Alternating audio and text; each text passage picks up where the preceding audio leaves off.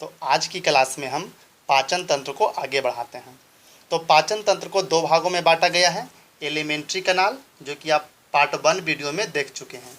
दूसरा पार्ट है पाचन ग्रंथियाँ, डाइजेस्टिव ग्लैंड।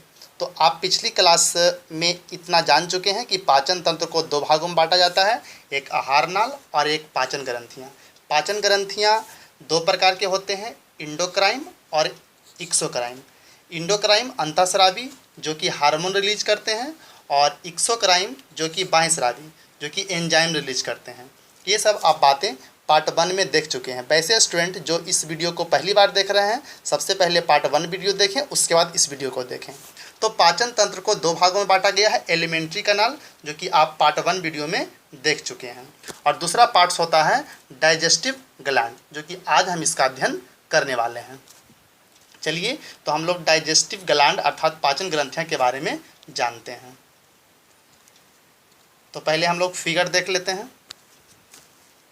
चलिए, इस फिगर से ही आप लोग एलिमेंट्री कनाल अर्थात आहार नाल के बारे में जाने थे, और इसी फिगर से हम लोग डाइजेस्टिव ग्लैंड अर्थात पाचन ग्रंथियां के बारे में अध्ययन करते हैं। तो इस फिगर में देखना है कि कौन सा पार्ट्स पाचन ग्रंथियां होते हैं। तो सबसे पहला जो है वह है स्लाइवरी ग्लैंड। स्लाइवरी ग्लैंड, जिसे हम हिंदी में बोलते हैं लारीय ग्रंथि। चलिए, इसको लिख लेते हैं हिंदी इसका।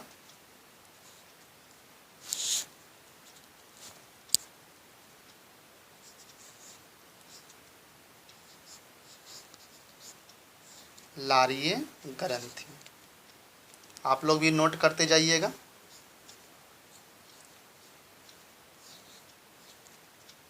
लारीय ग्रंथि, ये स्लाइवरी ग्लैंड का हिंदी है। ठीक है, ये पाचन ग्रंथियां के नाम से पहला पार्ट्स है। पहला पाचन ग्रंथियां है स्लाइवरी ग्लैंड्स, जो कि माउथ में मौजूद होता है। दूसरा इसमें आएगा लीवर। लीवर, जिसे हिंदी में यकृत बोलते हैं। जिसे हिंदी में क्या बोलते हैं? यकृत बोलते हैं। यकृत।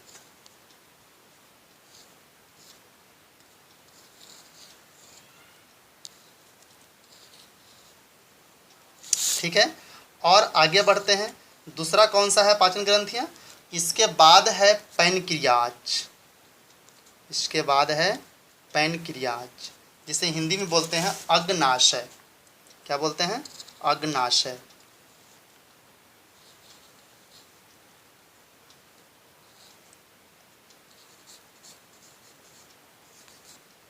ठीक है, अग्नाशय। पैनक्रियाज को हिंदी में अग्नाशय बोलते हैं। ये सब पाचन ग्रंथियां हैं। चलिए, इसके बाद एक और है जो कि इसमें दिखा है, जो कि स्टोमक। स्टोमक अर्थात अमाशय तब पेट के अंदर पाया जाता है, जिसे हम गैस्ट्रिक ग्लैंड बोलते हैं। उसे हम लोग लिख लेते हैं। स्टोमक के अंदर पाया जाता है, जिसे कि गैस्ट्रिक ग्लैंड कहा जाता है, जो कि पेट के अंदर पाया जाता है।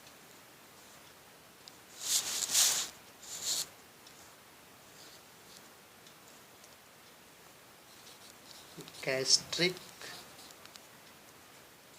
ग्लैंड।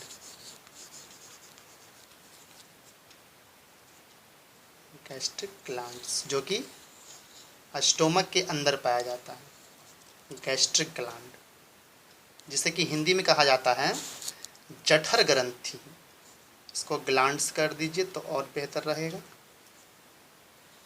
ग्लैंड्स, यस, से बोलते हैं जठर ग्रंथि हिंदी में, या जठर ग्रंथियाँ।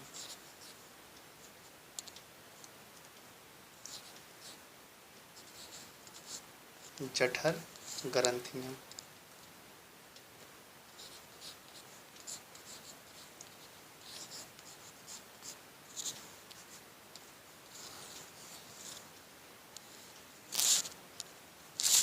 जठर ग्रंथि,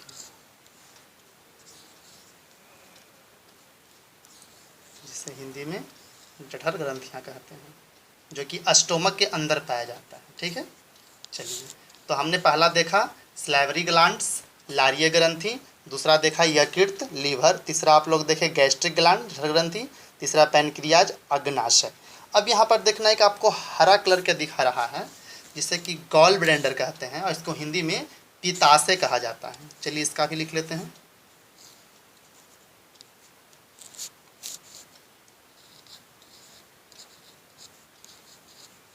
पित्ताशय, जिसे इंग्लिश में गॉल ब्लैंडर कहते हैं। चलिए, तो ये जो है देखिए, इसमें हमने पाचन ग्रंथियां नहीं बताया है, ये पाचन ग्रंथियां नहीं है। हम विस्तार पूर्वक अध्ययन करेंगे। फिलहाल आप यहाँ जानिए कि आप यहाँ जो डाइजेस्टिव ग्लैंड अर्थात पाचन ग्रंथियाँ के बारे में अध्ययन कर रहे थे, इसमें सबसे पहला लारीय ग्रंथि आता है, दूसरा जठर ग्रंथि आता है, तीसरा आप यकृत कहिए और चौथा आप अग्नाशय कहिए, ठीक है ना। इसके बाद पाचन ग्रंथियाँ नहीं होती है। आप पिछले वीडियो में हम लोग एलिमेंट्री कनाल अर्थात आहार नाल के बारे में पढ़ चुका है। इस वीडियो को आप पहली बार देख रहे हैं तो पहले आप पार्ट 1 देखिए, उसके बाद इस वीडियो को देखिए तो आपको बेहतर समझ में आएगा। चलिए, तो हम इसको और विस्तार पूर्वक जानते हैं। हम यहाँ पर जान चुके हैं कि जो पाचन तंत्र है उसे 2 भाग में बांटा जा चुका है, 2 भाग में बांटा जा चुका है, ठीक है। तो थोड़ा सा एक बार हम इसको और जान लेते हैं, विस्तार पूर्वक अध्ययन करना चाहेंगे इसे। डाइजेस्टिव, ठीक है, digestive gland, sorry digestive system,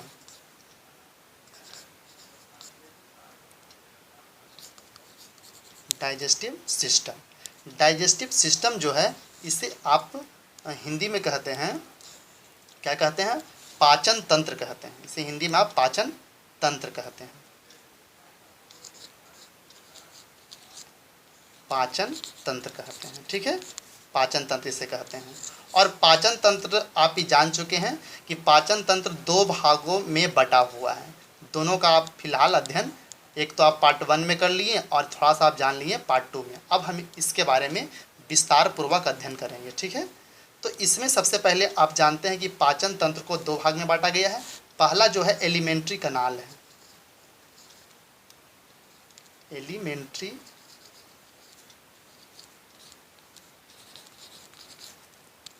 जिसकी लंबाई 8 से 10 मीटर या 33 फीट होता है।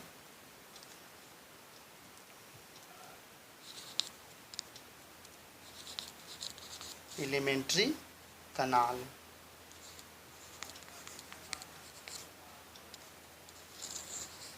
एलिमेंट्री कनाल, ठीक है।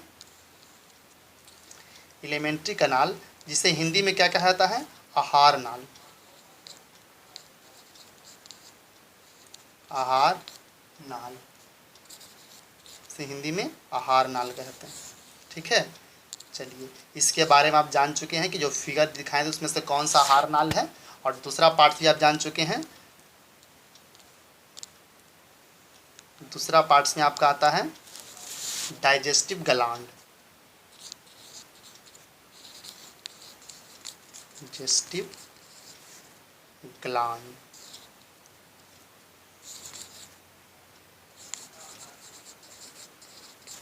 डाइजेस्टिव ग्लैंड,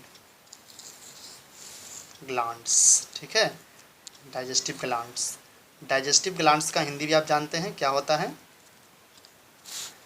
पाचन ग्रंथियाँ,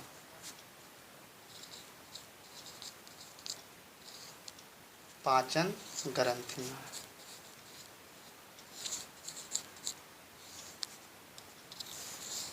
पाचन ग्रंथियाँ, ठीक है, पाचन ग्रंथियाँ।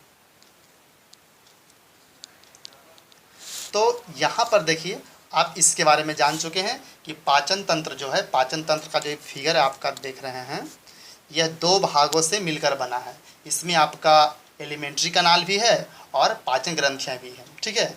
तो इस फिगर में आपका एलिमेंट्री कनाल भी आ जाएगा और पाचन ग्रंथियाँ भी आ जाएगा। तो ये 2 भाग हो गया। अब हम इसमें जानेंगे किस पार्ट्स में, अर्थात किस आहार नाल में, किस एलिमेंट्री कनाल में कौन सा डाइजेस्टिव ग्लैंड पाया जाता है, इसके बारे में हम विस्तार पूर्वक अध्ययन करेंगे। अब इस जो फिगर को देख रहे हैं, इस फिगर को आप जो देख रहे हैं इसमें आप क्या देख रहे हैं, इसमें डाइजेस्टिव ग्लैंड भी है और एलिमेंट्री कनाल भी है। तो आपको जानना है किस एलिमेंट्री कनाल अर्थात आहार नाल में कौन सा डाइजेस्टिव ग्लैंड अर्थात पाचन ग्रंथियां हैं। ठीक है, इसके बारे में हम लोग विस्तार पूर्वक अध्ययन करेंगे। तो सबसे पहले हम यहाँ जानते हैं, चलिए आहार नाल। आहार नाल का पहला हम लोग माउथ पढ़े थे। ठीक है, क्या पढ़े थे, माउथ।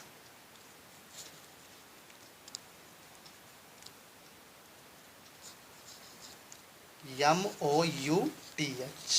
देखिए माउथ इसे बोलते हैं, या इसका बहुत सा नाम है माउथ, या इसको बोल सकते हैं buccal cavity, BUCCUAL, buccal cavity भी बोलते हैं। बकल कैविटी के बाद इसे माउथ कैविटी भी कहा जाता है और इसे ओरल कैविटी भी कहा जाता है, ओरल कैविटी। ठीक है, माउथ या माउथ कैविटी, बकल कैविटी या ओरल कैविटी। ठीक है, इस तरह से बहुत सारे इसके नाम हैं, सभी का अर्थ माउथ ही होता है, सभी का अर्थ माउथ ही होता है। ठीक है, सभी का अर्थ माउथ ही होगा। तो माउथ को हम माउथ कैविटी लिख देते हैं, mouth cavity, CAVITY, mouth cavity. और इसे ओरल कैविटी या आप इसे बकल कैविटी भी कह सकते हैं, माउथ। ये आहार नाल का पार्ट्स हुआ। ठीक है, ये पार्ट्स किसका हुआ, आहार नाल का पार्ट्स हुआ, जिसे हिंदी में कहते हैं मुख गुहा, जिसे हिंदी में कहते हैं मुख गुहा, जहाँ से हम लोग भोजन अंदर की ओर ग्रहण करते हैं। स्टार्टिंग में भोजन हम लोग मुंह के माध्यम से ही लेते हैं, जिसे हिंदी में कहते हैं मुख गुहा। ठीक है, अब देखते हैं ये एलिमेंट्री कनाल हुआ। इस एलिमेंट्री कनाल के अंदर कौन सा डाइजेस्टिव ग्लैंड पाया जाता है, तो इसमें सलाइवरी ग्लैंड्स अर्थात लारीय ग्रंथि पाया जाता है। ठीक है, कौन सा ग्लैंड्स, सलाइवरी।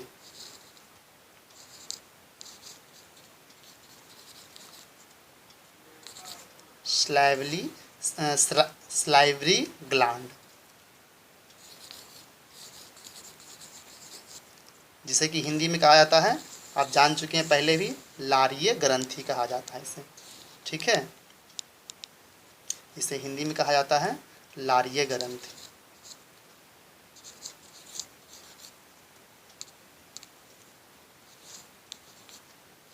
लारीय ग्रंथि। ठीक, स्लाइव जो कि माउथ में, जिसे हम लोग बकल कैविटी, ओरल कैविटी या माउथ कैविटी, जिसे हिंदी मुख गुहा कहते हैं, अर्थात माउथ में कौन सी ग्रंथि पाई जाती है, तो लारीय ग्रंथि। अर्थात मुख जो हुआ एलिमेंट्री कनाल का भाग हुआ, और इसमें जो स्लाइवरी ग्लैंड्स हुआ वह डाइजेस्टिव ग्लैंड, अर्थात माउथ में है जो मुख में कौन सा ग्लैंड्स होता है, अर्थात लारीय ग्रंथि होता है। देखिए आप फिगर में भी दिया है। ठीक है, यहाँ देखिए जो सलाइवरी ग्लैंड्स है, सलाइवरी ग्लैंड्स है, लारीय ग्रंथि है, वह माउथ के पास ही आप देख रहे हैं। ये देखिए माउथ है, माउथ के पास ही आप सलाइवरी ग्लैंड को देख पा रहे हैं। ये देखिए माउथ और ये देखिए सलाइवरी ग्लैंड्स। तो माउथ में सलाइवरी ग्लैंड अर्थात लारीय ग्रंथि पाई जाती है। ठीक है, चलिए नेक्स्ट हम इसके बाद देखते हैं। इसके बाद देखिए कौन सा एलिमेंट्री का, ईसोफेगस है। कौन सा है, ईसोफेगस है। आप देख लीजिए ये जो पाइप देख रहे हैं किसका है, ईसोफेगस का है। तो हम लोग ईसोफेगस में देखते हैं कौन सा ग्लैंड्स पाया जाता है। ठीक है, दूसरा पार्ट्स में। चलिए तो एलिमेंट्री कनाल तरफ हम लोग लिख लेते हैं ईसोफेगस।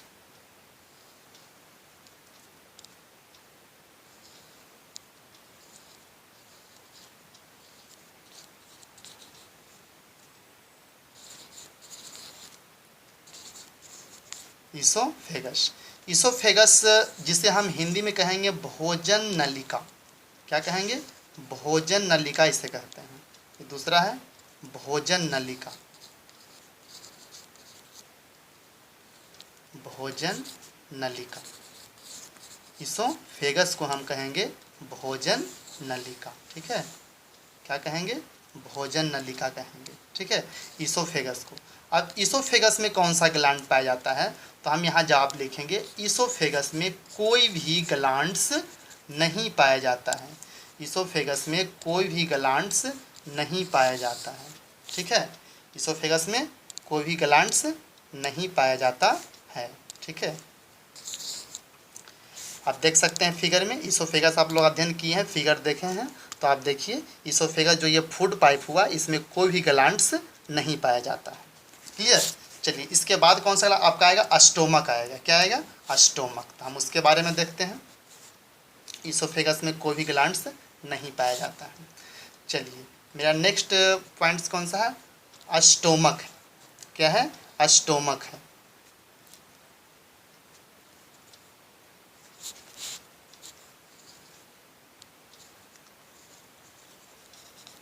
अस्टोमक, अब जानते हैं स्टोमक को क्या बोलते हैं, इसे अमाशय या पेट भी कह सकते हैं। इसे हम लोग अमाशय या पेट भी कहते हैं, अमाशय या पेट। किसे, अस्टोमक को।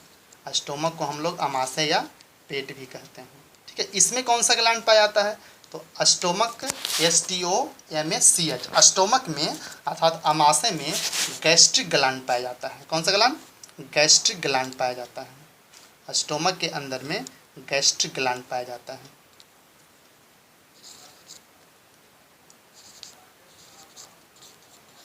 Gastric gland,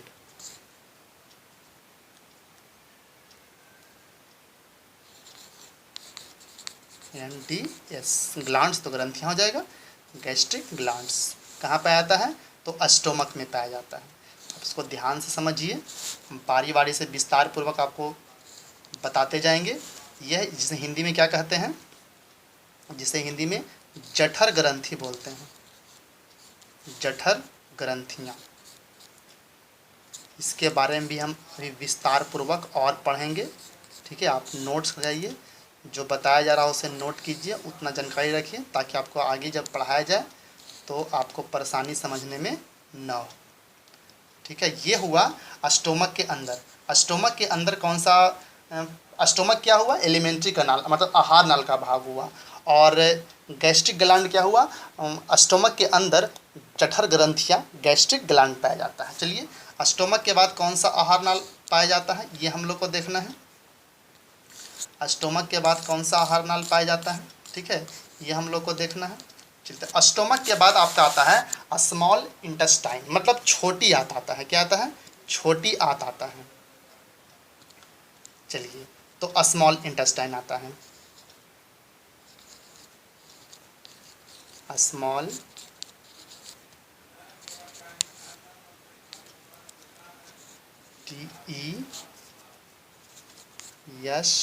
TESTIN, small intestine, TIN, ठीक है।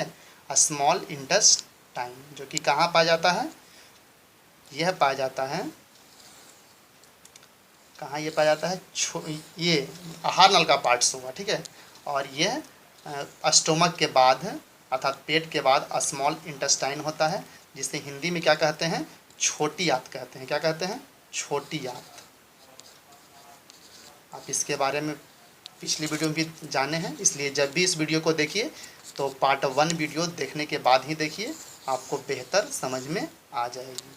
छोटी आंत, तो छोटी आंत में कौन सा ग्लैंड पाया जाता है, तो छोटी आंत के अंदर तो ग्लैंड नहीं पाया जाता है, लेकिन इसमें इसके अंदर जो भोजन पहुंचता है छोटी आंत में, तो कुछ सहायक ग्रंथियां हैं, बाह्यस्रावी ग्रंथियां। आप जान चुके हैं पहले भी हैं कि ये जो डाइजेस्टिव ग्लैंड होते हैं, पाचन ग्रंथियां होते हैं, उसे 2 भाग में बांटा जाता था। तो एक बार और देख लीजिए इसको, डाइजेस्टिव ग्लैंड जो है उसे 2 भागों में बांटा गया है। देख लीजिए यहाँ पर, ये देखिए आपका डाइजेस्टिव ग्लैंड्स है, इसे 2 भाग में इंडोक्राइन और एक्सोक्राइन में बांटा गया है, अंतःस्रावी और बाह्यस्रावी। तो कुछ ग्लैंड्स अंतःस्रावित हैं, कुछ ग्लैंड्स बाह्यस्रावी हैं, ठीक है। तो ये जो हम पढ़ने वाले हैं यहाँ पर जो अध्ययन कर रहे हैं छोटी आंत, तो छोटी आंत में जो ग्लैंड्स होते हैं वह लीवर होते हैं।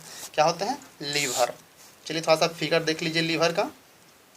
यह देखिए आप लोग, यहाँ पर ये देखिए छोटी आंत का पार्ट्स हो गया, छोटी आंत का पार्ट्स हो गया, और यहाँ से ऊपर में देखिए यह लीवर हो गया, और इधर देखिए आपका पैनक्रियाज भी है, अग्नाशय भी है। ठीक है, ये दोनों ग्रंथियाँ जो बाहर से हैं। और जो हम गैस्ट्रिक ग्लैंड की बात कर रहे थे, जो हम लोग गैस्ट्रिक ग्लैंड अर्थात जठर ग्रंथियाँ की बात कर रहे थे, ये पेट के अंदर जो होता है, तो ये जो होता है ये अंतःस्रावी ग्रंथि हैं। इसके बारे में और आगे भी जानेंगे, पिछले वीडियो में भी आप लोग को बताया गया है। ठीक है, चलिए तो हम लोग यहाँ पर छोटी आंत में कौन सा, एक ये लीवर यकृत और एक आप लोग का पैनक्रियाज, दो दिखाई दे रहा है। ठीक है, और यहाँ पर हम लिख लेते हैं पहला जो है लीवर, लीवर जिसे कि हिंदी में कहा जाता है यकृत कहा जाता है। क्या कहा जाता है लीवर को? यकृत कहा जाता है, यकृत। ठीक है, यकृत लीवर को यकृत कहते हैं हिंदी में, और ऐसे लीवर इसका इंग्लिश वर्ड हो गया। और दूसरा भी इसमें सहायता करती है बाह्यस्रावी ग्रंथि, वह कौन सी है? वह पैनक्रियाज है। उसका नाम क्या है? उसका नाम पैनक्रियाज है।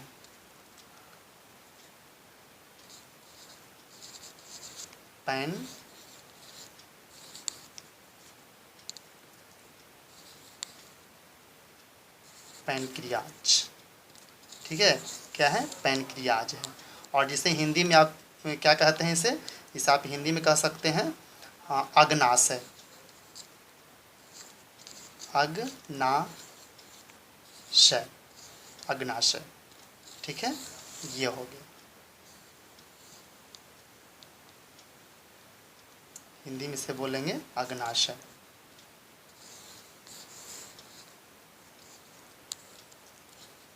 ये छोटी आंत में ही पाया जाता है। ठीक है, चलिए आगे देखते हैं। आगे कौन सा एलिमेंट्री कैनाल पाया जाएगा?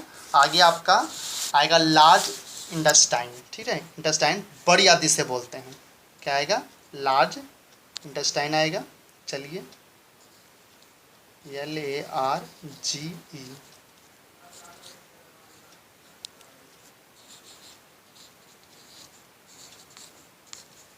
Large intestine. ठीक है, लार्ज इंटेस्टाइन जिसे हिंदी में क्या कहा जाता है? बड़ी आंत कहते हैं इसे, बड़ी आंत। हिंदी में से बड़ी आंत कहते हैं, लार्ज इंटेस्टाइन। इसमें कौन सा ग्लैंड पाया जाता है? तो बड़ी आंत में भी कोई भी ग्लैंड्स नहीं पाया जाता है। बड़ी आंत में, लार्ज इंटेस्टाइन में भी कोई ग्लैंड्स, देखिए आप यहाँ शुरू से आपका माउथ था, माउथ के बाद इसोफेगस था, इसोफेगस के बाद स्टोमक था, स्टोमक के बाद छोटी आंत आया था, छोटी आंत के बाद आपका ये जो आप देख रहे हैं फिगर, ये बड़ी आंत का फिगर है। ठीक है, और जो बीच में देख रहे हैं ये फिगर छोटी आंत का है। तो छोटी आंत में तो आप बताया गया लीवर और पैनक्रियाज, लेकिन बड़ी आंत में भी कोई भी पाचन ग्रंथियाँ नहीं होती है, क्योंकि यहाँ भोजन पूर्ण रूप से पच जाता है, इसलिए यहाँ कोई भी ग्रंथियाँ नहीं पाई जाती। और हम इसके बारे में और विस्तार से आगे भी जानेंगे। ठीक है, तो आप ध्यान से पढ़ते जाइए। चलिए, इसके बाद कौन सा पार्ट्स आएगा? एनस का पार्ट्स आएगा। इसमें कोई ग्लैंड्स नहीं हुआ, एनस।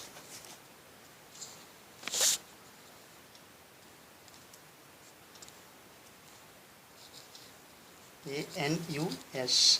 तो एनस तो आहार नाल का पार्ट्स है, बट यहाँ ग्लैंड्स नहीं रहा, क्योंकि यह हम इसे मल द्वार कहते हैं। इसके द्वारा पचा हुआ भोजन समय पर बाहर आते हुए मल के द्वारा बाहर आ जाता है।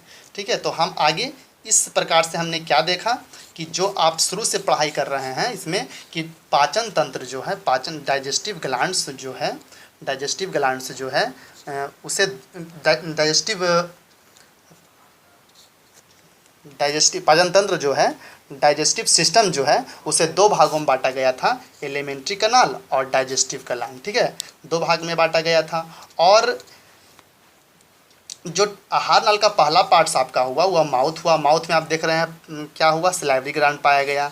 इसोफेगस में कोई भी ग्लैंड्स नहीं हुआ। स्टोमक में गैस्ट्रिक ग्लैंड्स हुआ। स्मॉल इंटेस्टाइन में लीवर और पैनक्रियाज काम किया।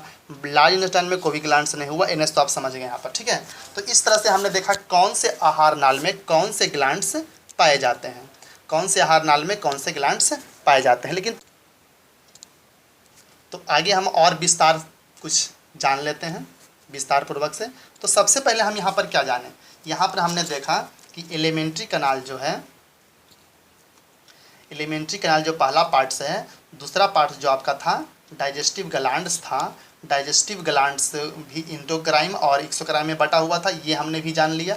और हमने क्या जाना, और हमने यह जाना कि कौन से ग्लैंड्स में कौन सी कौन से आहार नाल में कौन सी ग्रंथियां पाई जाती है, ये भी हमने जान लिया। अब हम और विस्तार पूर्वक क्लास आगे बढ़ाते हैं। तो अब सबसे पहले हम माउथ शुरू से अध्ययन करते हैं। माउथ ध्यान से पढ़ते जाइए ताकि आपको कोई परेशानी नहीं हो। माउथ, तो आप जानते हैं कि माउथ को हम माउथ कैविटी भी कहते हैं, ओरल कैविटी भी कहते हैं, बकल कैविटी भी कहते हैं, जिसे हिंदी में मुख गुहा कहते हैं। ठीक है, तो इस तरह से आप इसके बहुत से नाम हैं, तो कोई एक नाम लिख लीजिए। चलिए माउथ कैविटी हमने लिख दिया, माउथ कैविटी जिसे हिंदी में मुख गुहा, आप लोग माउथ के बारे में अध्ययन करने वाले हैं। तो माउथ की बात सबसे पहले जब आएगा तो हम लोग माउथ जब खोलेंगे सबसे पहले क्या दिखाई देगा, टीथ दिखाई देगा।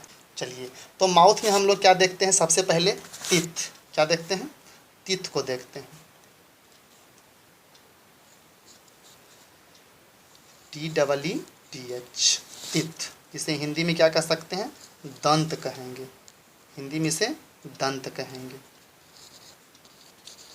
दंत, हिंदी इसका दंत होता है। ठीक है, टीथ। तो सबसे पहले टीथ के अध्ययन को क्या कहते हैं, टीथ के अध्ययन को हम लोग डेंटेलॉजी कहते हैं, मतलब कि स्टडी ऑफ टीथ, यानी टीथ के अध्ययन, दंत के अध्ययन को क्या कहते हैं, डेंटेलॉजी। मतलब कि दांत का अध्ययन किस में किया जाता है, तो डेंटेलॉजी में किया जाता है। यहाँ लिख देते हैं स्टडी ऑफ टीथ, TEETH,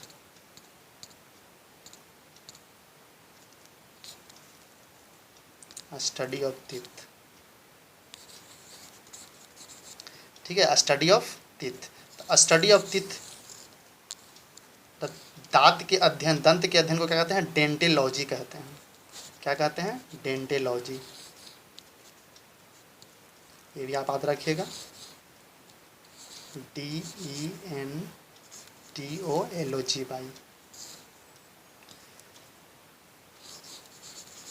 डेंटेलॉजी। मतलब दंत के अध्ययन, मतलब टीथ के अध्ययन को डेंटेलॉजी, यानी डेंटेलॉजी के अंतर्गत में दांत का अध्ययन किया जाता है। आप याद रखेंगे सबसे पहली पॉइंट्स को। ठीक है, नोट कर लीजिएगा इसे, थोड़ा साइड हम कर देते हैं, डेंटेलॉजी। चलिए आगे हम बढ़ते हैं, इतना जान लिए। अब सबसे पहले हम जानेंगे कि टीथ जो होते हैं, एक होते हैं दूध का दांत, तो दूध के दांत की संख्या 20 होती है। ठीक है, जिसे मिल्क टीथ कहते हैं, मिल्क टीथ।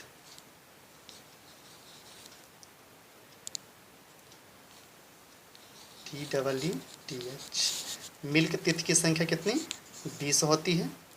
और एक होता है परमानेंट टीथ, मिल्क टीथ की संख्या 20 होती है, और एक होता है परमानेंट,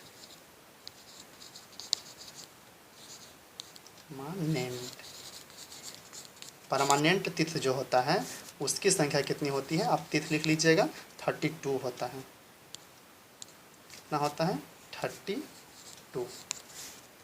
से परमानेंट टीथ बोलते हैं। ठीक है, 32। और मिल्क टीथ कितना, 20। ठीक है, अब हम इसमें जानते हैं, इस तरह से हम पूरे स्टडी को पूरे विस्तार पूर्वक जानेंगे। ठीक है, तो यहाँ पर टाइप ऑफ टीथ में आते हैं, टाइप ऑफ टीथ में आते हैं हम लोग।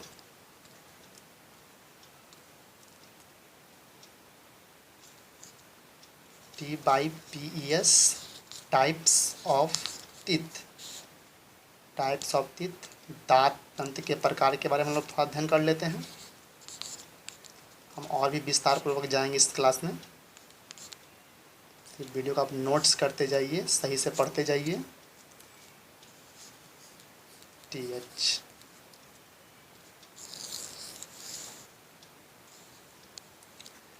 टाइप्स ऑफ टीथ मतलब कि दंत के प्रकार। ठीक है, तो सबसे पहले इसमें दंत के प्रकार में हम बारी बारी से जानते हैं।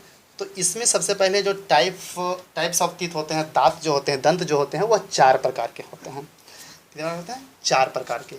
तो पहला जो है उसे कहते हैं इंसाइजर। क्या कहते हैं? इंसाइजर कहते हैं।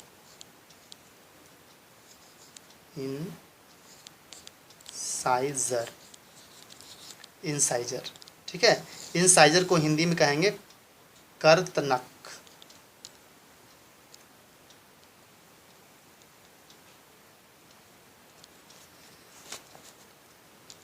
इंसाइजर। ठीक है, इंग्लिश वर्ड बोलने में आपको आसानी रहेगा।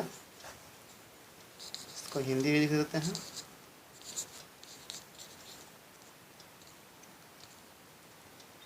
कतरनक। हिंदी में बोलते हैं कतरनक नक। ठीक है, ऐसे इंसाइजर पहला जो प्रकार हुआ उसे हम लोग इंसाइजर कहते हैं, फर्स्ट टाइप्स। सेकेंड टाइप्स जो इसका होगा, टाइप्स ऑफ टीथ का बारे में अध्ययन कर रहे हैं, यह आपका हुआ पहला।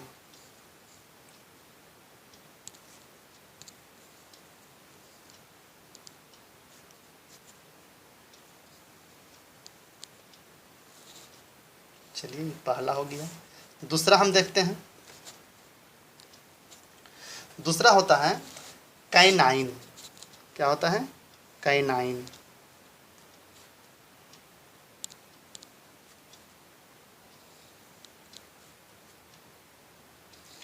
CA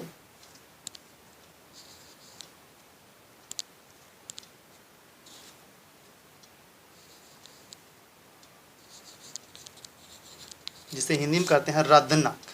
एक क्या कहते हैं हिंदी में? रदनक इसे कहते हैं। पहला इंसाइजर हुआ, दूसरा कैनाइन हुआ, ये दूसरा हो गया, जिसे हिंदी में भी लिख लेते हैं। हिंदी में रदनक कहते हैं इसको, ये रदनक।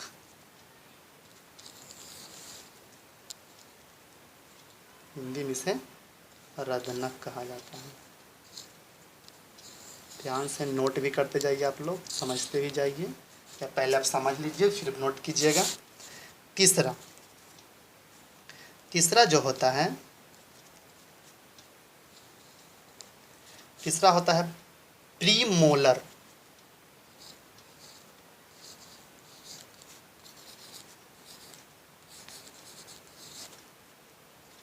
प्रीमोलर तीसरा,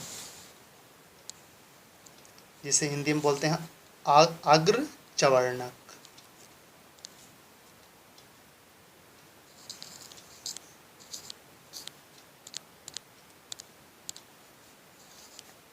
अग्र चवर्णक।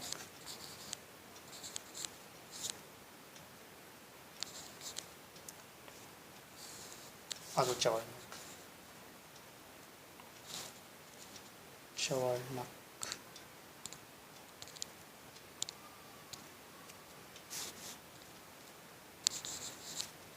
अग्र चवर्णक। ठीक है, इसका हिंदी क्या हो गया? अग्र चवर्णक हो गया।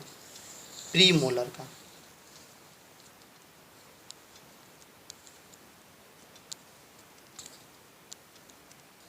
अग्र चवर्णक। ठीक है, और चौथा चलते हैं। टाइप्स ऑफ टीथ मतलब 4 प्रकार के दांत होते हैं। चौथा जो होता है उसे कहते हैं हम लोग सिर्फ मोलर। मोलर, जिसे हिंदी में कहा जाता है चवर्णक।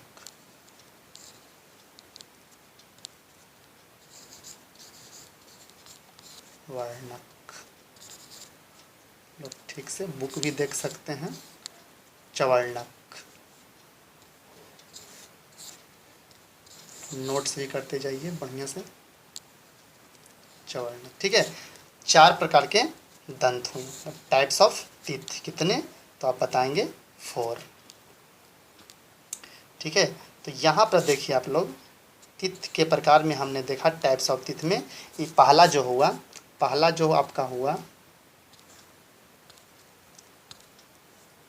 वो हुआ इंसाइजर, दूसरा हुआ कैनाइन, तीसरा हुआ प्री मोलर और चौथा हुआ मोलर। 4 प्रकार का दंत होता है, ठीक है ना। चलिए तो थोड़ा सा और आगे जानते हैं।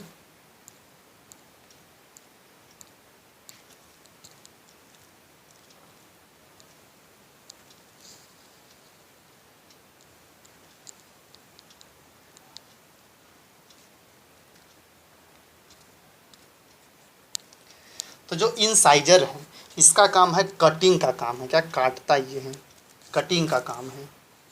CUTTING,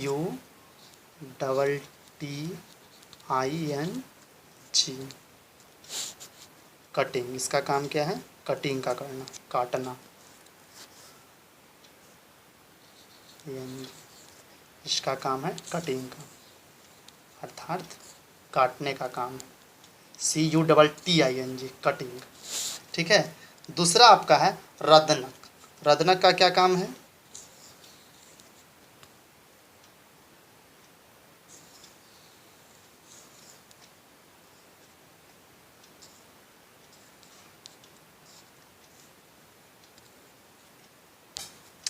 दूसरा आपका क्या है, कैनाइन, ठीक है। इसका काम है टीयरिंग का, फाड़ना। दूसरा जो है इसका काम टीयरिंग, TEA, पहला का काटना, दूसरा का फाड़ना, RING, टीयरिंग, ठीक है, टीयरिंग। चलिए तीसरा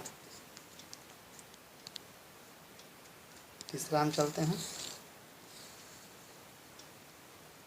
ये काम इसका हुआ।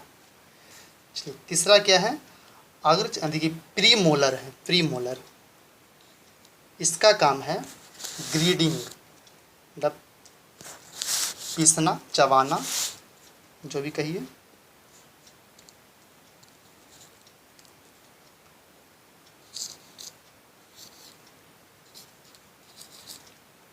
ग्रीडिंग, ठीक है। ये हुआ चबाना, चबाना या पीसना, जो भी कर सकते हैं इसको। चलिए उसके बाद मोलर, प्री मोलर का हुआ, और फिर है मोलर। मोलर का क्या काम है, इसका काम है मतलब चबाना और मिक्सिंग करना इसका, ग्रीडिंग भी करेगा और मिक्सिंग भी करेगा। तो ये लिख दीजिए, इसका सबसे लास्ट वाला का है, इसका है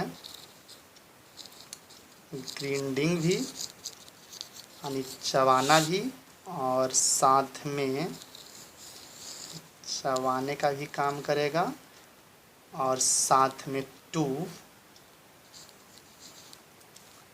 मिक्सिंग, चबाएगा भी और मिक्स करेगा भोजन को जो आप खाते हैं, मिक्सिंग, ठीक है, मिक्सिंग।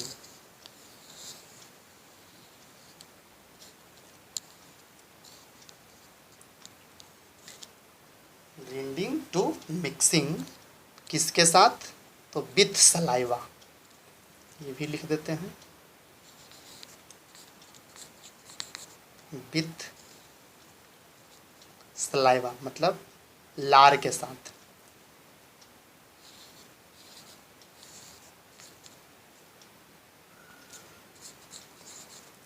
सलाइवा, विथ सलाइवा, ये मोलर का काम हुआ, ठीक है।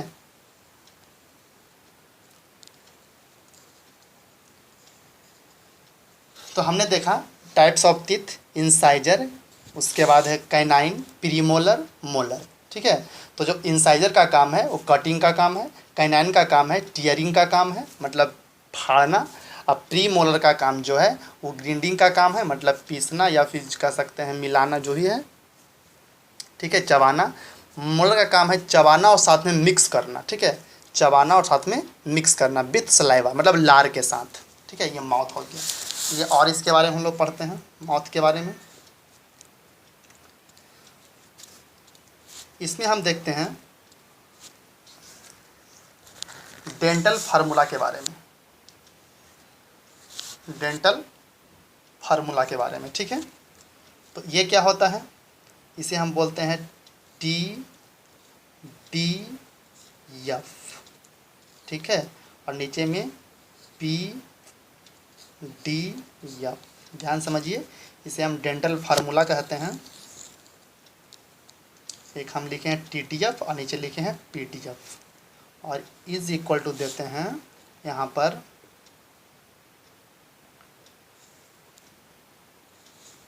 2102 और नीचे 2123, नीचे हमने दिया है 2123, ठीक है। चलिए TDF, तो पहले TDF का फुल फॉर्म क्या हुआ। T से हुआ टेम्परोरी, अर्थात जो हम मिल्क टीथ कहते हैं, तो T से टेम्परोरी हो गया, और D से हो गया डेंटल, F से हो गया फार्मूला, ठीक है। इस तरह से आप थोड़ा सा एक लिख देते हैं, जैसे कि PDF है, तो ठीक है ना, तो PDF का हो जाएगा परमानेंट, दोनों हम फुल फॉर्म थोड़ा लिख देते हैं आपके सामने। एक आपका PDF ना है, तो ये सॉरी TDF है, तो TDF को हम क्या लिखेंगे, टेम्परोरी डेंटल फार्मूला। चलिए इसे लिख देते हैं,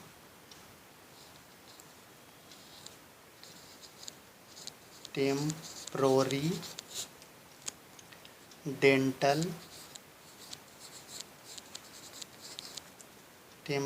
dental formula, FORMULA, dental formula.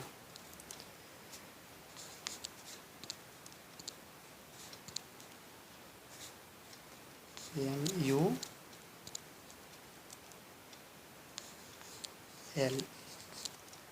ठीक है, अर्थात यह हो गया temporary dental formula. Clear, temporary dental formula, TDF का फुल फॉर्म इसे कहेंगे, TDF का फुल फॉर्म, ठीक है, टेम्परोरी डेंटल फार्मूला। एक है PDF है, तो PDF को हम क्या कहेंगे, PDF को हम कहेंगे परमानेंट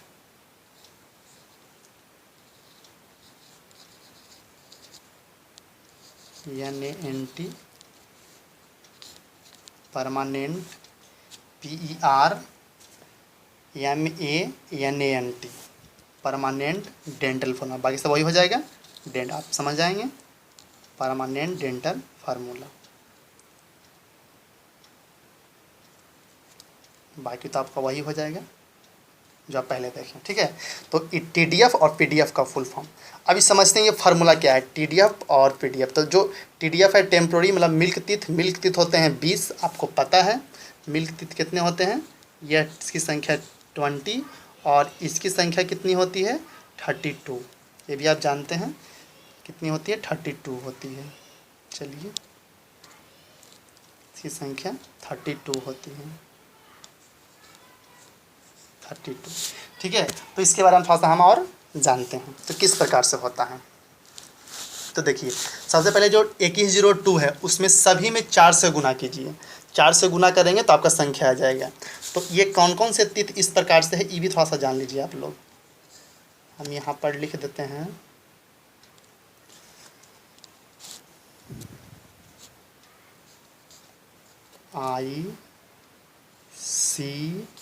ICPM,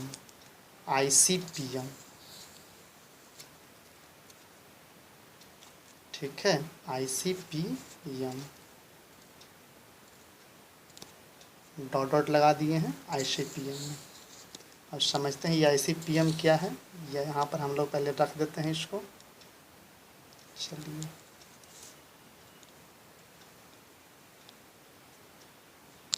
ये देखिए, I से हो गया आप लोग का इंसाइजर, ठीक है, C से हो गया कैनाइन, अब P से हो गया प्री मोलर, और M से हो गया मोलर। आप पिछले वीडियो में इसको देखे हैं।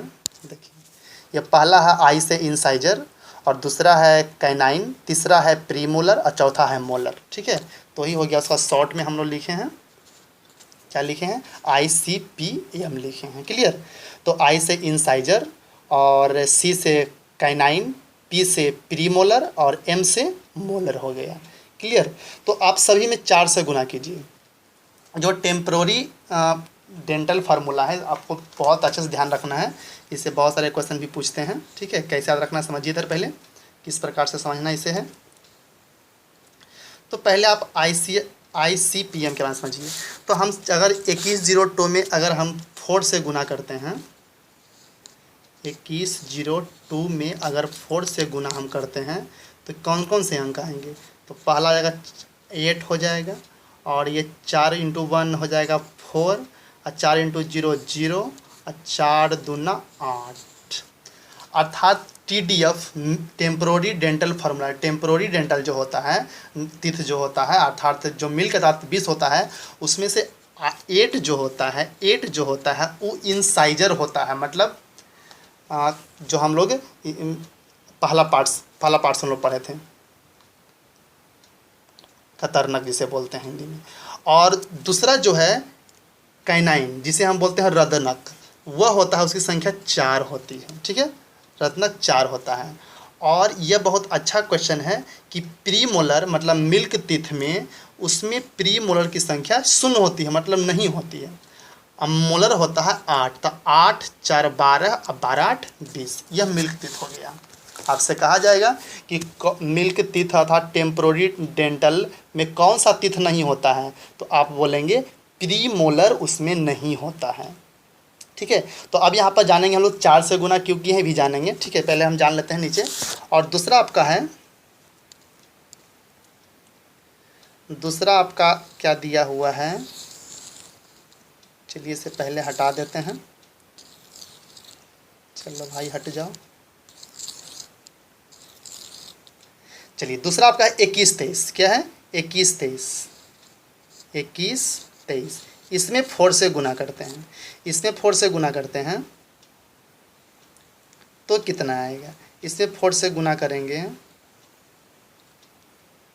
तब आएगा 4 8 होगा, फिर 4 होगा, फिर 8 होगा, फिर 12 हो जाएगा। लास्ट में कितना हो जाएगा, लास्ट में आपका 12 हो जाएगा।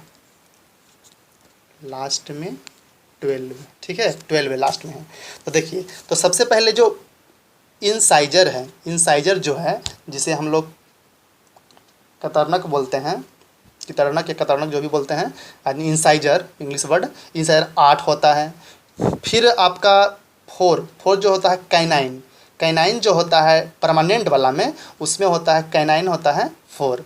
और यहाँ जो है प्रीमोलर जो कि आपका मिल्क टीथ वाला में नहीं था, टेम्पोररी वाला में, इसमें होता है 8। और जो लास्ट है मोलर, वह होता है कितना, 12 12। देख जोड़ ली कितना हुआ, 8 4 12, अब 12 8 20, अब 20 12 32। यह परमानेंट टीथ हो गया। चलिए इसे भी हटा देते हैं हम लोग और आगे देखते हैं।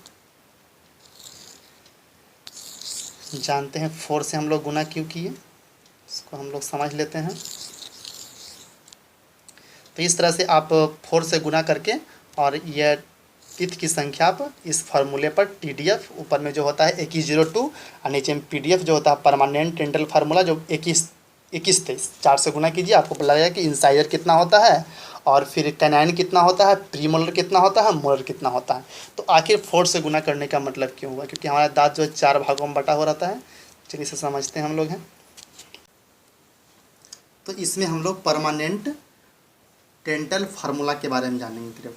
तो परमानेंट डेंटल फार्मूला में होता है 21 और 21 23 होता है, 21 23। अगर इसे 4 से मल्टीप्लाई करेंगे, 4 से मल्टीप्लाई करेंगे तो 8 4 और फिर 8, फिर लास्ट में 12 हो जाएगा। अब यहाँ समझिए, जैसे कि मान लीजिए यहाँ से हम लोग इसे दो भाग में बांटते हैं मौत के। हम समझते हैं 4 से गुना आखिर क्यों करते हैं, किस प्रकार से हम इसे समझ सकते हैं। तो इसे देखिए, सबसे पहले आप इसे जानते हैं ICPM, ठीक है। ICPM, I से होता है इंसाइजर, C से कैनाइन, P से प्रीमोलर, IM से मोलर। तो सबसे पहले आपको यहाँ पर देखना है इंसाइजर 8 कैसे हुआ, इंसाइजर की संख्या 8 कैसे हुई। तो इसमें देखिए इस कितने भाग में बट चुका है। तो ये जो तिथ को हम 4 भाग में बांट दिए। फर्स्ट भाग ये हुआ, ये फर्स्ट हुआ, ये सेकेंड हम कह सकते हैं, इसे थर्ड कहते हैं, इसे फोर्थ, ठीक है। हमने जब बीच से तिथ को डिवाइड किया तो 4 भाग में बट गया, इसलिए हमेशा हम 4 से गुना करते हैं। अब जानते हैं 2 1 2 3 का मतलब का 21 23 कैसे लिखा है। तो सबसे पहले देखिए इंसाइजर, I फॉर इंसाइजर 8 है। 8 कैसे हुआ, 2 तिथ यहाँ पर, 2 तिथ यहाँ पर, 2 तिथ पार्ट 2 में, 2 तिथ इधर और 2 तिथ इधर, ठीक है। 2 तिथ इधर, तो चौथा पार्ट्स में 2 तिथ, ठीक है।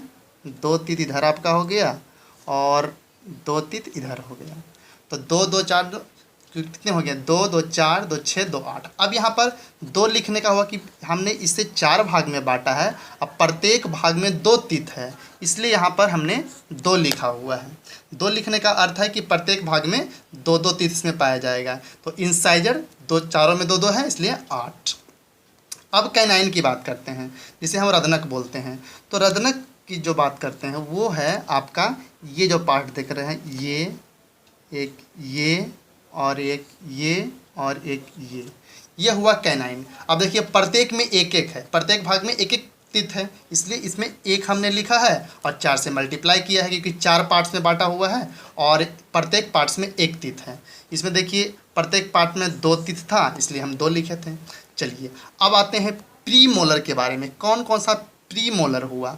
तो प्री मोलर में कौन सा आएगा, सबसे पहले आप देखिए प्री मोलर में देखिए यहाँ पर लिखा हुआ 2, अर्थात प्रत्येक पास में 2 तिथ रहेगा और यहाँ पर 8 है, मतलब 8 पुराना है। तो यहाँ पर 2 तिथ देखिए ये, उसके बाद 2 यहाँ, फिर 2 यहाँ,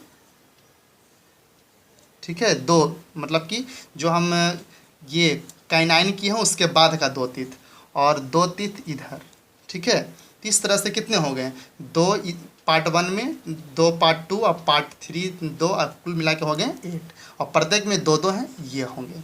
उसके बाद आपका आता है ये 12 की बात, ठीक है ना, कितने 12 की बात।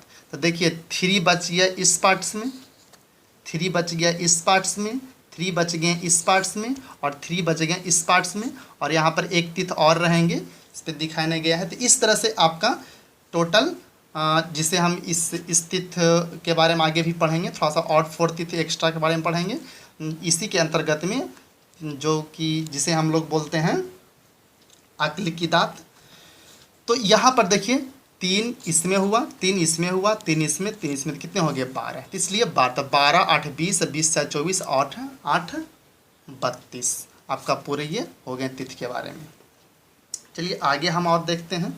अभी हम लोग माउथ के बारे में पढ़ रहे हैं, तो माउथ को और विस्तार पूर्वक हम लोग जानते हैं। चलिए तो सबसे पहले माउथ को आगे और ले चलते हैं क्लास को।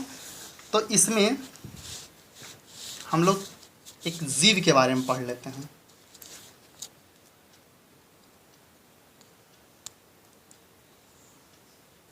इस तरह से मान लीजिए जीव का पीछे का भाग है और ये जीव का आगे का भाग है, ठीक है।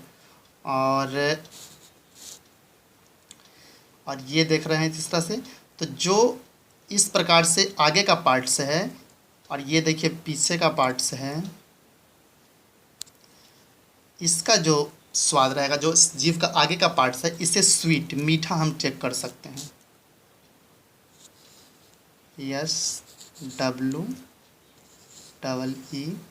स्वीट, अर्थात मीठा इससे पता चलता है।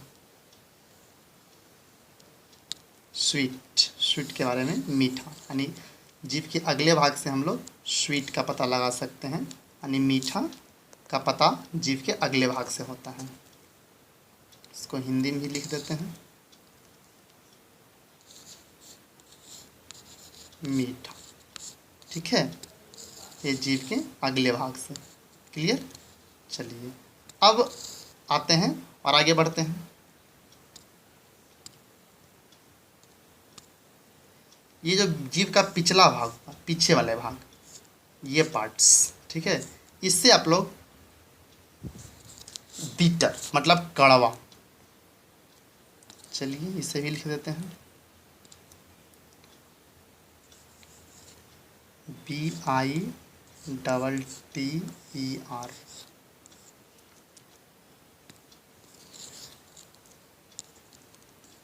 इसे हम हिंदी में बोलते हैं कड़वा।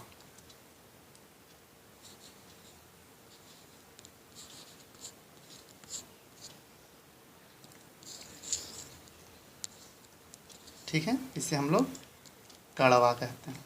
चलिए आगे बढ़ते हैं। जीभ का पार्ट देखिए, आगे जो रेड वाला है आगे का पार्ट से मीठा, पीछे का पार्ट से आप देख चुके हैं यहाँ पर। चलिए और बच गए जो पार्ट्स और देखते हैं। ये जो पार्ट्स हैं, ये पार्ट्स, इसे साल्ट मतलब इस पार्ट्स और दोनों पार्ट्स, इस तरफ भी और इस तरफ भी, दोनों पार्ट्स, इससे साल्ट पता चलता है। क्या पता चलता है? साल्ट। चलिए इसे लिख देते हैं,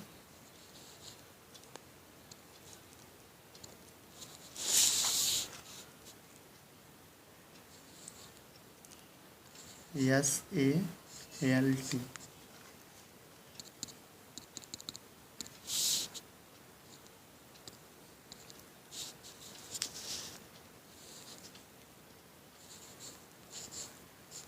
साल्ट। साल्ट को हम लोग हिंदी में कह सकते हैं नमक या नमकीन, जो भी कहिए।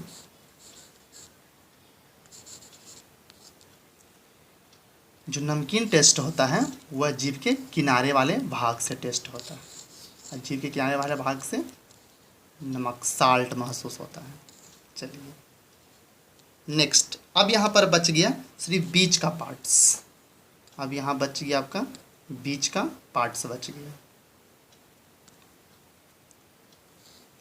तो बीच का पार्ट्स जो है इससे टेस्ट होता है शोर मतलब खट्टा।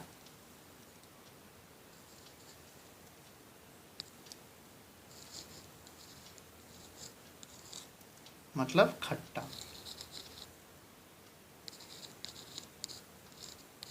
ठीक है, इस तरह से। तो आप देख लीजिए यहाँ पर जीभ के पार्ट्स, आपने देखा कि अगले भाग से मीठा, पिछले भाग से कड़वा और दोनों साइड कॉर्नर से साल्ट और बीच के पार्ट से खट्टा महसूस होता है। हम लोग माउथ के बारे में विस्तार पर पढ़ रहे हैं और हमें आगे पढ़ना है। चलिए ध्यान से पढ़ते जाइए। अभी आपको इस तरह से हम लोग stomach, large intestine, small intestine सब जानेंगे, लेकिन धीरे धीरे करके। तो इस तरह से हम लोग माउथ कैविटी को और आगे बढ़ाते हैं, माउथ कैविटी को और आगे बढ़ाते हैं। आप लोग यहाँ पढ़ रहे हैं माउथ कैविटी,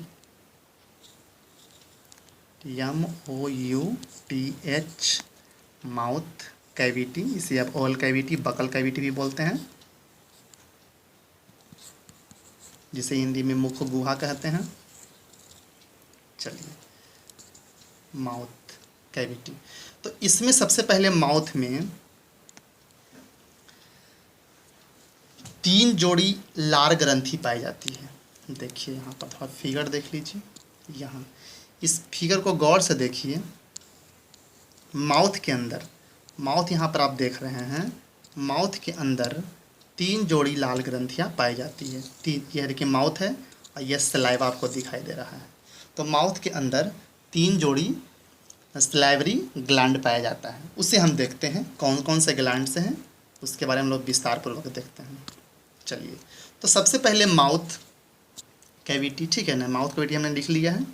और इसके अंतर्गत में इसके अंतर्गत में 3 प्रकार के लार ग्रंथियाँ पाई जाती है, स्लाइवरी ग्लैंड पाई जाती है। तो उसे हम कहते हैं, माउथ में आपको पता है स्लाइवा ग्लैंड पाया जाता है या स्लाइवरी ग्लैंड पाया जाता है, तो हम लिख लेते हैं। स्लाइवा भी बोल सकते हैं, स्लाइवा ग्लैंड्स, स्लाइवा ग्लैंड्स, ठीक है, या स्लाइवरी ग्लैंड्स, इस तरह से। तो इसे हम बोलते हैं हिंदी में क्या, लार ग्रंथि। हिंदी में क्या बोलते हैं, लार ग्रंथि, लिख देते हैं।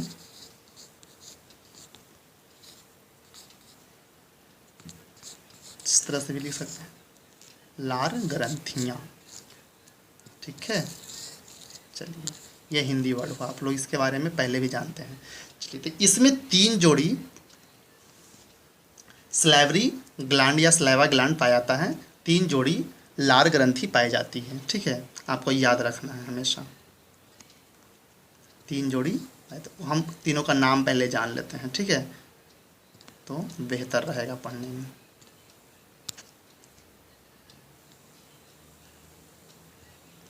सबसे पहला जो है सबमैक्सिलरी ग्लैंड होता है।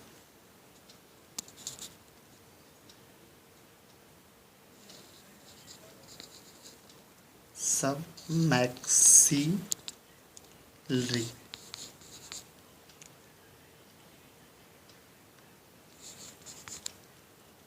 सबमैक्सिलरी ग्लैंड,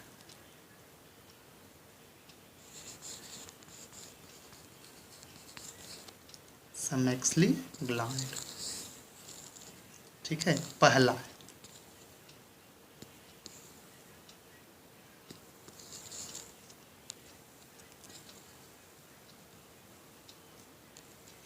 पहला, ठीक है। इसका एक नाम और है, सबमैंडिबुलर ग्रंथि भी कहते हैं इसे,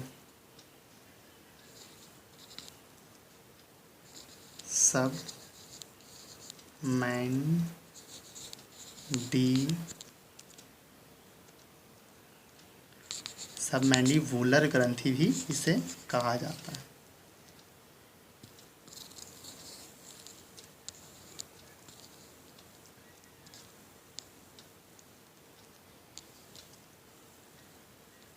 ग्लैंड,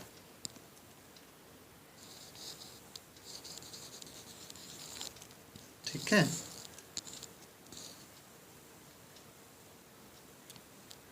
इसे हिंदी में यही बोलते हैं, सब मैक्सिमल को सब मैक्सिमल, और सब, ये दोनों एक ही नाम है।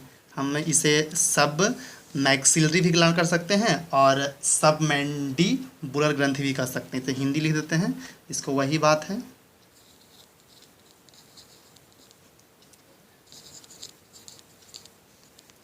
मैंडिबुलर या पहला ग्रंथि,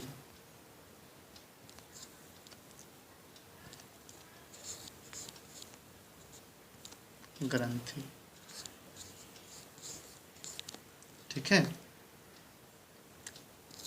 हिंदी में वही नाम हो गया, जो इंग्लिश शब्द है वही हिंदी शब्द भी है। क्लियर। चलिए,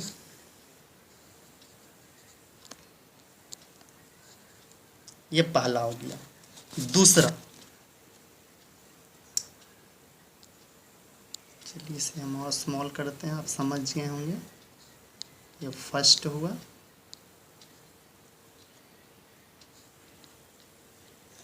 सेकेंड,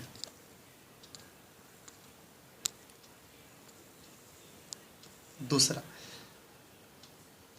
दूसरे को बोलते हैं सबलिंगुअल ग्रंथि, सबलिंगुअल,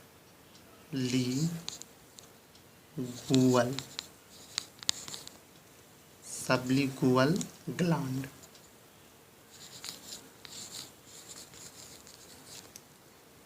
ये सब दो के संख्या में पाई जाती है, याद रखिएगा। ये सबलिंगुअल ग्रंथि जो है ये भी 2, मतलब 3 जोड़ी, मतलब कि एक एक जब भी पाया जाएगा तो वह 2 में रहेगा, जोड़ा में पाया जाता है। इसे हिंदी में कहते हैं, वही जो नाम लिखा गया है सबलिंगुअल ही कहते हैं।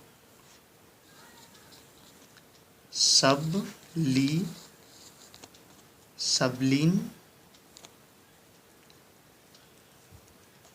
यहाँ पर थोड़ा सा मिस्टेक लिखा गया, थोड़ा शुद्ध कर लीजिए।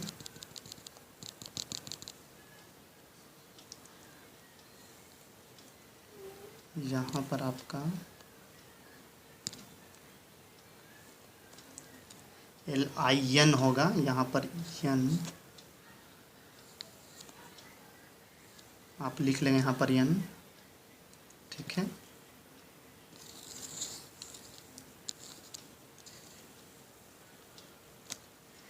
SUBLINGUAL, ठीक है।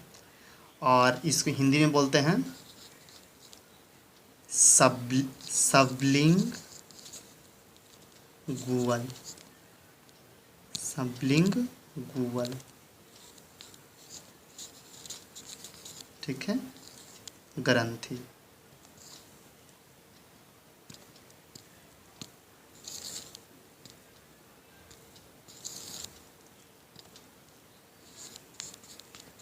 ग्रंथि, ठीक। हिंदी वही शब्द हो गया, इंग्लिश भी वही शब्द हो गया, ठीक है। सबलिंगुअल उसे ही बोलते हैं, सबलिंगुअल उसे ही बोलते हैं, कोई चेंजिंग तो नाम में नहीं है। दो हो गया। स्लाइवली ग्रांड जो होगा, स्लाइवा लार ग्रंथि है जो दो प्रकार का, तीन प्रकार के होते हैं। इसमें पहला हो गया सबमैंडिबुलर ग्रंथि, दूसरा होगा सबलिंगुअल ग्रंथि, और आगे थर्ड हम देखते हैं, तीसरा हम देखते हैं। चलिए तीसरा हम यहाँ नीचे लिख लेते हैं। तीसरा आपका है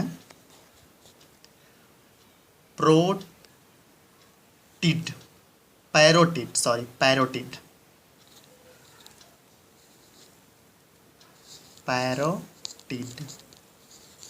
ग्लैंड, पैरोटिड ग्लैंड, ठीक है। पैरोटिड ग्लैंड, इसे हिंदी में यही चीज़ बोलते हैं, क्या? पैरोटिड, पैरोटिड ग्रंथि, क्लियर। पैरोटिड ही ग्रंथि इसे भी कहा जाता है। सब नोट सही से कर लीजिएगा, आपके बुक में भी मिल जाएगा। चलिए, तो हमने यहाँ पर देखा सबसे पहले माउथ कैविटी में सलाइवा ग्लैंड पाया जाता है, लार ग्रंथियाँ पाई जाती है। लार ग्रंथियाँ जो है 3 जोड़ी पाई जाती है। कितनी पाई जाती हैं? 3 जोड़ी, 3 जोड़ी, 3 जोड़ी स्लाइवरी ऐसी लार ग्रंथियाँ पाई जाती हैं। सबसे पहला जो है सबमैंडिबुलर ग्रंथि, ठीक है, पहला है। सेकेंड जो है सबलिंगुअल ग्रंथि, और तीसरा जो है पैरोटिड ग्रंथि। तीनों 2-2 पाए जाते हैं, ठीक है ना। अब आगे बढ़ते हैं। तो जो पहला आपका है, चलिए इसे थोड़ा साइड कर देते हैं। चलिए, तो जो पहला है ये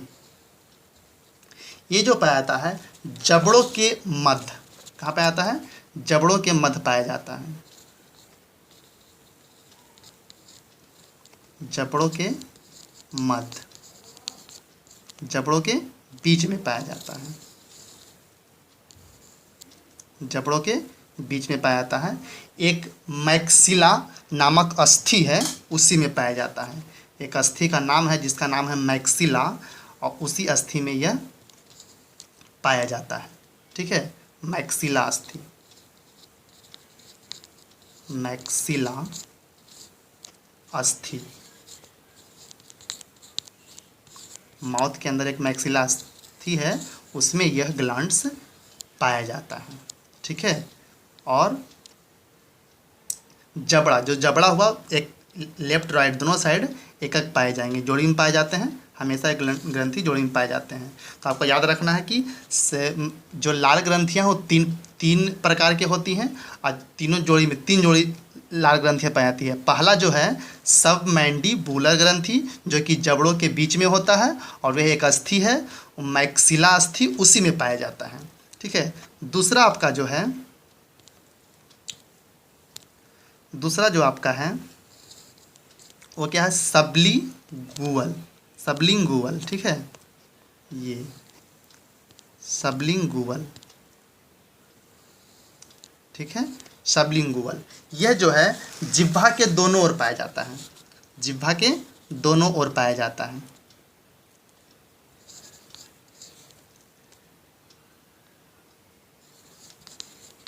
एक एक, ठीक है, जिह्वा के दोनों ओर एक एक पाया जाता है। क्लियर, जिह्वा के दोनों ओर।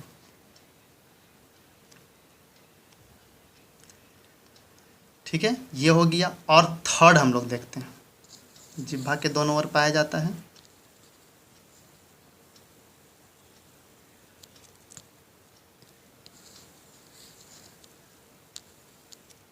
चलिए, थर्ड जो आपका है पैरोटिड ग्रंथि।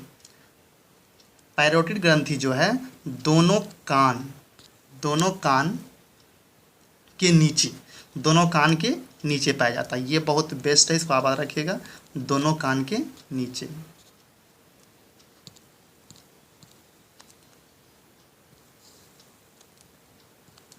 ये जो ग्रंथि है दोनों कान के नीचे,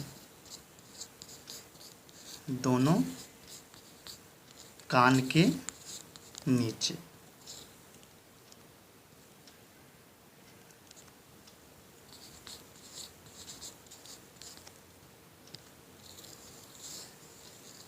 ठीक है, दोनों कान के नीचे पाए जाते हैं। ठीक है, इस तरह से।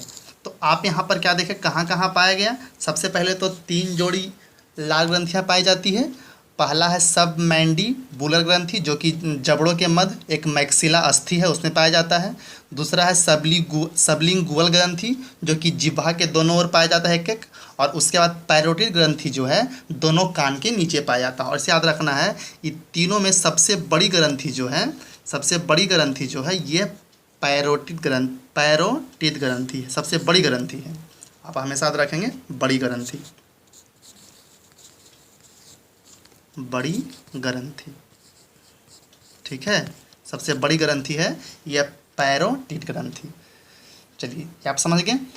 उसके बाद आगे बढ़ते हैं, थोड़ा सा फिगर देखिए तो समझ में आ जाएगा।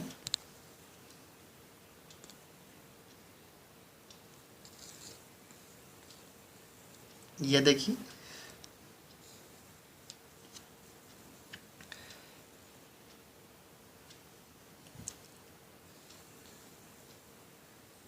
इस तरह से। तो पहला जो है दोनों जबड़ों के बीच, तो जो जबड़ा दोनों है उसके बीच में पाया जाता है। यहाँ से देख लीजिए, फिगर और था इसमें, ये देखिए, ये जो जबड़ा है, जबड़ों के बीच में एक जो सबमैंडिबुलर ग्रंथि है वो पाया जाता है। आप यहाँ देख पा रहे हैं फिगर में, ये देखिए। ठीक है, और उसके बाद जो सबलिंगुअल ग्रंथि है, जो जिह्वा के दोनों ओर, जो जीभ आपका है, जीभ जो होता है उसके दोनों ओर, वो भी देख लीजिए आप लोग, माउथ जो है उसके दोनों ओर। ठीक है, ये माउथ है मान लीजिए, तो ये माउथ है, तो इसके दोनों ओर से जीभ ये होता है ना, इसके इस साइड और इस साइड। ठीक है, ये सबलिंगुअल ग्रंथि पाई जाती है। और नेक्स्ट आपका जो है, नेक्स्ट आपका कौन सा ग्रंथि है, वह पैरोटिड ग्रंथि है, जो दोनों कानों के बीच में पाया जाता है, दोनों कानों के बीच में पाया जाता है।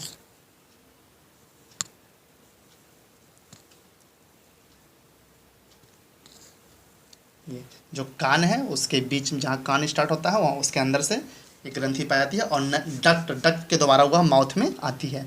अर्थात इसमें नली युक्त है, अर्थात जो पाचन ग्रंथियाँ माउथ में पाया जाता है उसमें नली बना होता है, और नली के द्वारा माउथ में जब भोजन हम चबाते हैं तो लार के रूप में मिल जाती है। ठीक है, चलिए थोड़ा सा और आगे बढ़ते हैं विस्तार पूर्वक। इस तरह से हम लोग बहुत सारा पढ़ेंगे। हम लोग माउथ के बारे में पढ़ रहे हैं, इसके बाद आप लोग का स्टोमक है और अध्ययन हम लोग करेंगे। ठीक है, आगे देखते हैं।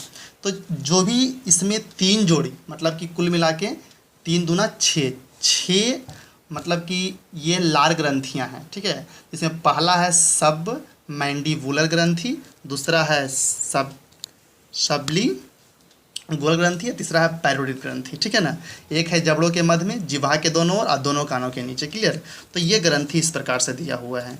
तो अब इसमें क्या करना है कि जो तीनों ग्रंथियां हैं, ठीक ना, सभी जो ग्रंथियां हैं वह लार निकालते हैं, ठीक है ना। इसे हम लिखते हैं थोड़ा सा,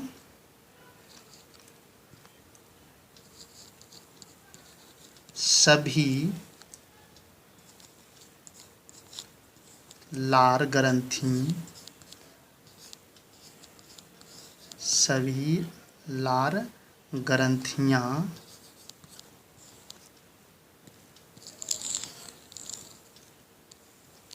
जो भी लार ग्रंथियां हैं वह लार का स्राव करती है, सलाइवा निकालती है, क्लियर।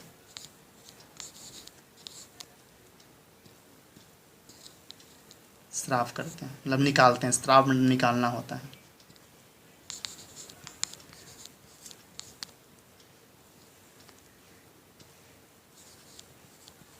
क्लियर, निकालते हैं। तो यहाँ पर क्या है, आपने यहाँ पर देखा जो भी सलाइवा है, जो भी लार है, वह तीनों जो ग्रंथियाँ हैं सभी सलाइवा निकालती हैं, ठीक है। अब यहाँ पर आइए, तो इसमें क्या होता है कि 99% जल होता है, याद रखिएगा। जो सलाइवा निकलता है, लार निकलता है, उसमें 99% जल होता है माउथ के अंदर, ठीक है।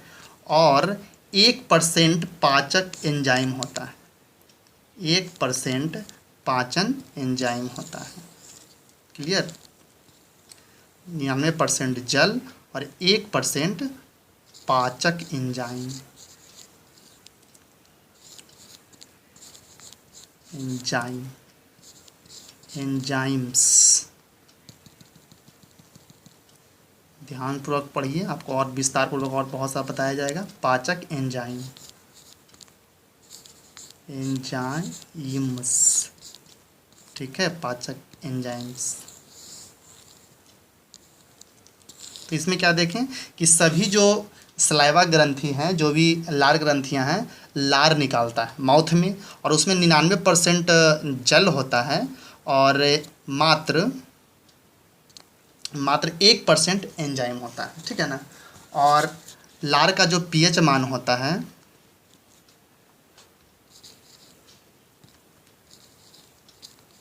लार का पीएच मान, सब याद रखिएगा, ऑब्जेक्टिव क्वेश्चन रहेगा, 6.8 होता है। लार का पीएच मान 6.8 होता है। चलिए आगे देखते हैं। और तकरीबन यह प्रत्येक दिन 1 से 2 लीटर, 1 से 2 लीटर प्रतिदिन लार निकालता है, ठीक है, स्लाइवा निकालता है माउथ प्रत्येक दिन। ये भी आप याद रखिएगा। पीएच मान कितना होता है ये याद रखिएगा, इसे भी याद रखिएगा। 1 से 2 लीटर प्रत्येक दिन माउथ में लार स्राव निकलते रहता है, ठीक है। तो ये जो 99% जल है, 1% मात्र पाचक एंजाइम होता है। तो जो पाचक एंजाइम 2 प्रकार के निकालते हैं, एक का नाम है टाइलिन, एक का नाम है लाइजोजाइम। ये बहुत इंपॉर्टेंट पॉइंट याद रखिएगा आप लोग, ठीक है।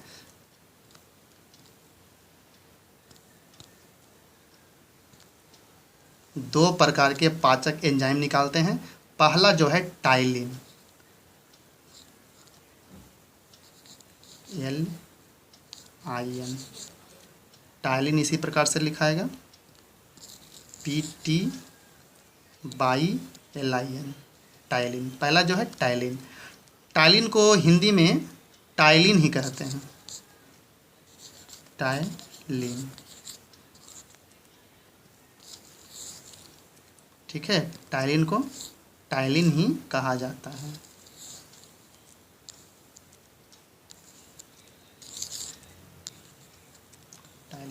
दूसरा जो पाचक एंजाइम है उसका नाम है लाइजोजाइम।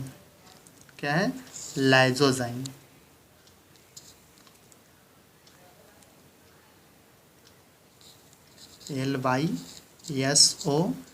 LYSOZYM, lysozyme.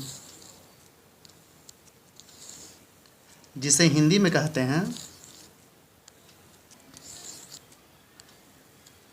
जिसे हिंदी में इसे भी लाइसोजाइम ही कहते हैं। लाइसोजाइम, ठीक है, लाइसोजाइम। ये बहुत इम्पॉर्टेंट क्वेश्चन है कि जो लार ग्रंथियाँ तीनों हैं उसमें 99% जल निकलता है और 1% पाचक एंजाइम निकलता है। लार का पीएच मान 6.1 होता है और प्रत्येक दिन 1 से 2 लीटर लार निकलता है माउथ में। और यह जो 1% पाचक एंजाइम है उसमें से एक है टाइलिन और दूसरा है लाइसोजाइम, ठीक है। 2 पाचक एंजाइम सलाइवा निकालता है माउथ के अंतर्गत में, ठीक है। अब यहाँ पर क्या करना है, जो यह टाइलिन है, टाइलिन का काम क्या है, कार्बोहाइड्रेट का पाचन करता है। सब करता है, कार्बोहाइड्रेट का पाचन करता है। ये जो टाइलिन है, टाइलिन नामक एंजाइम जो है कार्बोहाइड्रेट का पाचन करता है। कार्बोहाइड्रेट का पाचन करता है, ठीक है।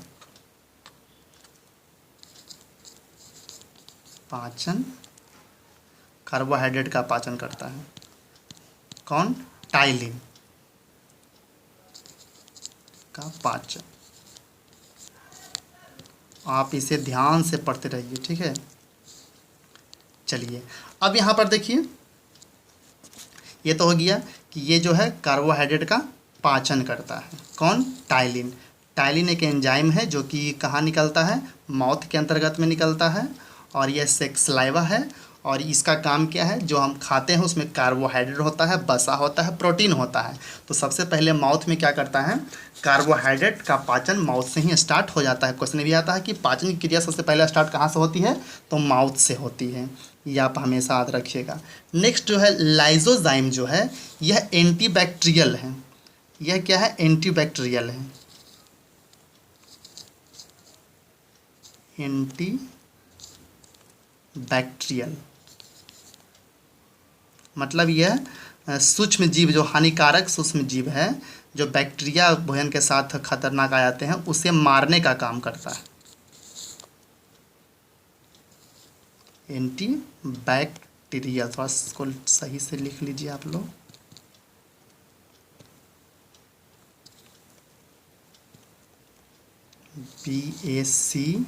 BACTERIAL, एंटीबैक्टीरियल कौन है, लाइसोजाइम। अर्थात 2 प्रकार के पाचक एंजाइम होते हैं जो क्या करते हैं, एक तो कार्बोहाइड्रेट का पाचन करता है, और अगर हानिकारक बैक्टीरिया, सूक्ष्मजीव, वायरस कुछ भी है तो वह उसे लाइसोजाइम मुख में ही मार देता है, ठीक है। इसलिए खाना चबा के खाना चाहिए, ताकि कोई भी बैक्टीरिया या वायरस माउथ में प्रवेश करे तो उसे माउथ में ही उसे मार दिया जाए, ठीक है। जब हम चबाएंगे तो लार अच्छे से मिलेगा। और इसमें एक और होता है जिसका नाम है थाइनोसाइटेट। ये लार में भी मौजूद होता है, ठीक है, जिसका नाम है थाइनोसाइनेट।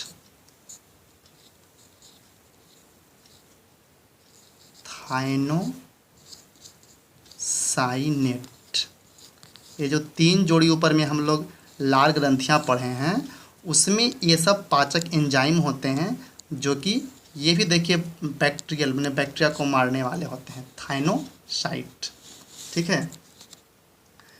और एक होता है बाइकार्बोनेट।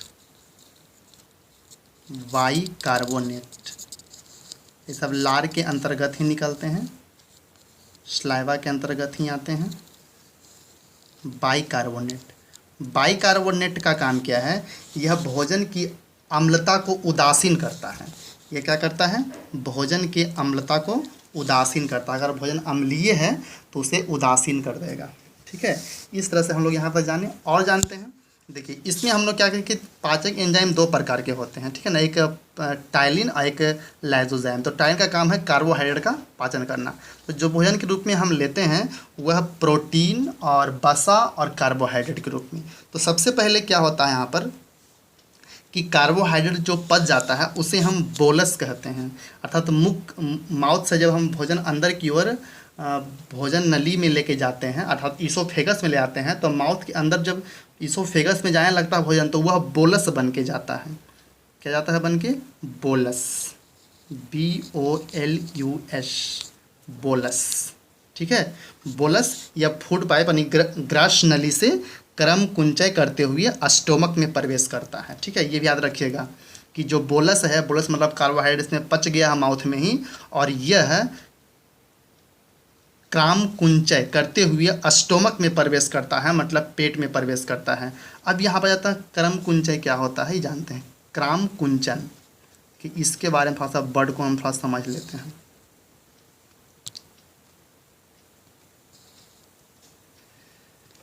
इस वर्ड को समझ लेते हैं, क्रमान कुंचन, ये शब्द बहुत बार आएगा आपका।